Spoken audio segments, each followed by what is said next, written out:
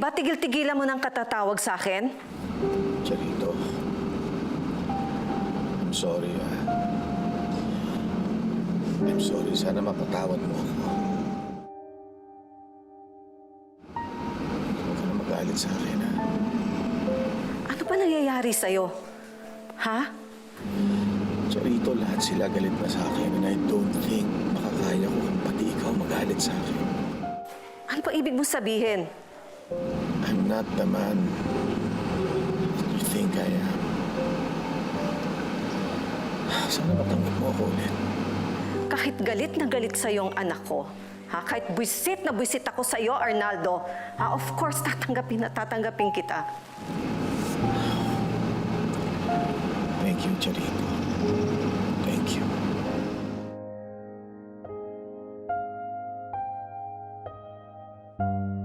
Sabi ko na nga ba may kinalaman yung nanay ni Eman sa pagkawala ni Munding eh. Sinungaling talaga yung babae niyan. O halika, puntahan natin ang pinakawalang yan, biyanan sa balat ng lupa. Man naman, pupunta ka na naman doon. Tapos magkakasakitan na naman kayo ni Aling Sedes. Sa akin siya may kasalanan kaya akong haharap sa kanya. Ay, Mel, anak, hindi mo siya kaya. May ibang usapan na to. Anak ko na ang dinamay niya.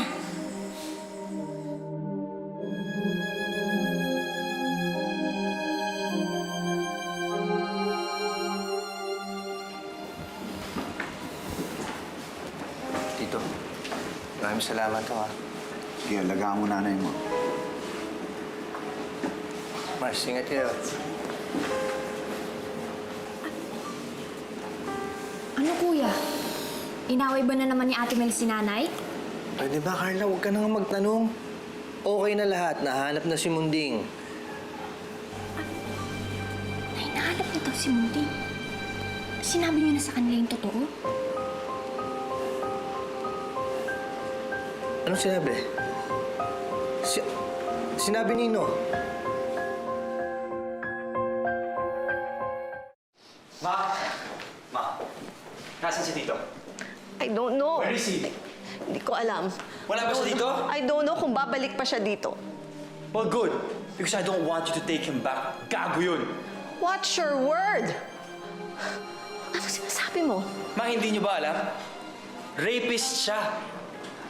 Hindi lang niya nabuntis at iniwan yung nanay ni Eman. He raped her. He raped her and he ran. Ma, look at me.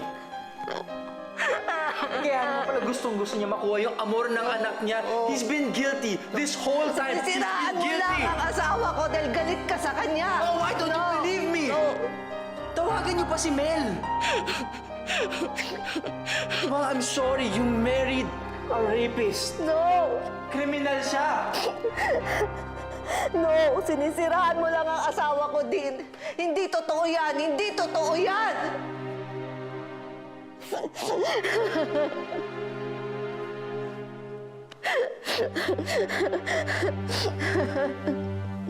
Ma, I'm sorry.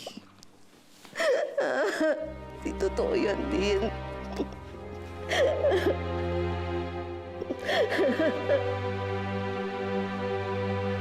Hindi siya rapist din, hindi.